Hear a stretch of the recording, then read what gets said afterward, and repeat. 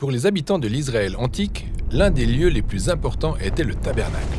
Le tabernacle était une tente sacrée que les Israélites transportaient tout au long de leur voyage vers la terre promise.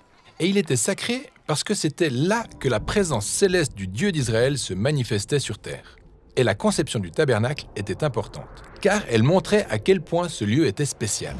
On y trouve la cour extérieure, puis une salle d'entrée dans la tente, qui mène au centre du tabernacle, le Saint des Saints, la salle du trône personnel de Dieu.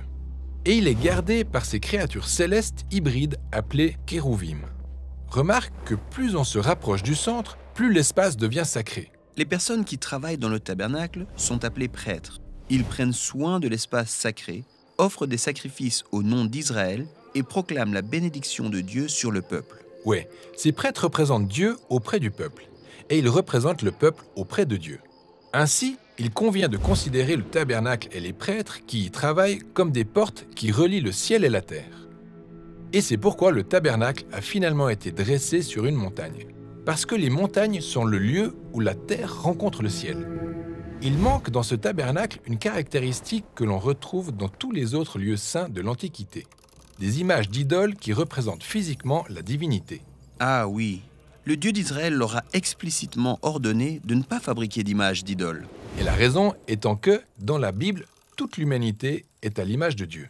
C'est ce que nous avons appris dans les premières pages de la Bible où Adam et Ève, en hébreu leur nom signifie « humain » et « vie », sont appelés l'image de Dieu, ce qui signifie qu'ils représentent Dieu dans son espace sacré.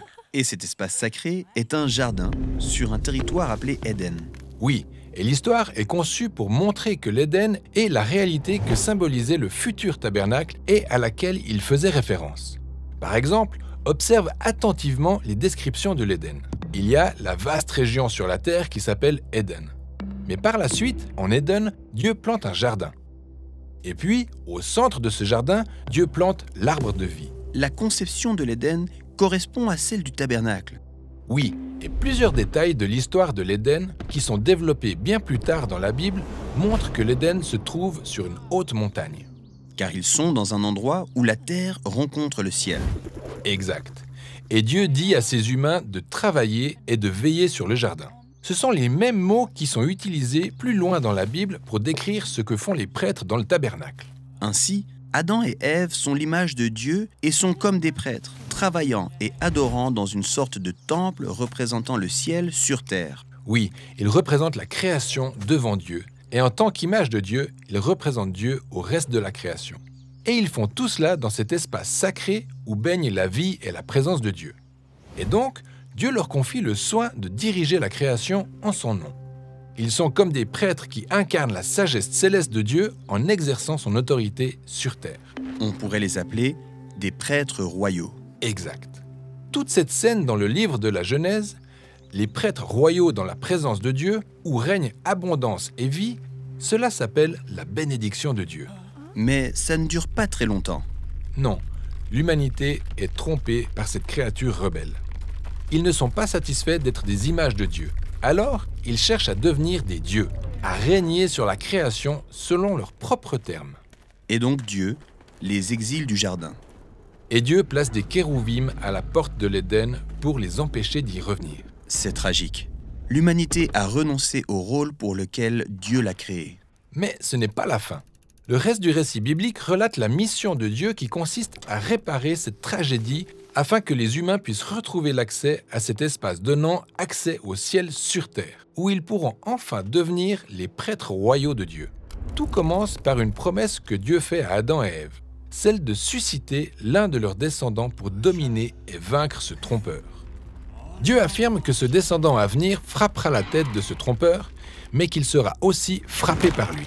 Cette figure sacerdotale va donc rétablir la bénédiction de Dieu en offrant sa propre vie en guise de sacrifice. Mais ce n'est encore qu'une promesse. Oui, et donc dans l'histoire suivante, nous retrouvons la génération suivante en dehors de l'Éden. À la porte du jardin, deux frères offrent des sacrifices à Dieu, un peu comme des prêtres. Peut-être Dieu acceptera-t-il ces offrandes et ils pourront retourner au jardin d'Éden. Mais malheureusement, un frère, Caïn, se met en colère parce que Dieu privilégie le sacrifice de son frère Abel. Et donc Caïn assassine son propre frère. Puis Caïn est exilé plus loin encore de l'Éden et de la bénédiction de Dieu. Et au fil du temps, la colère de Caïn plonge l'humanité dans une violence généralisée. Les humains ont réellement besoin que le prochain prêtre royal vienne les sauver. Oui, et c'est l'espoir que toute cette histoire est destinée à générer. Dans les prochaines vidéos, nous allons donc explorer le thème de l'avènement de ce prêtre royal tout au long de l'histoire de la Bible. Nous allons voir comment toutes les histoires d'Abraham, de Moïse et de David préfigurent la personne de Jésus qui est le prêtre royal suprême. Jésus, celui qui restaurera les bénédictions de l'Éden.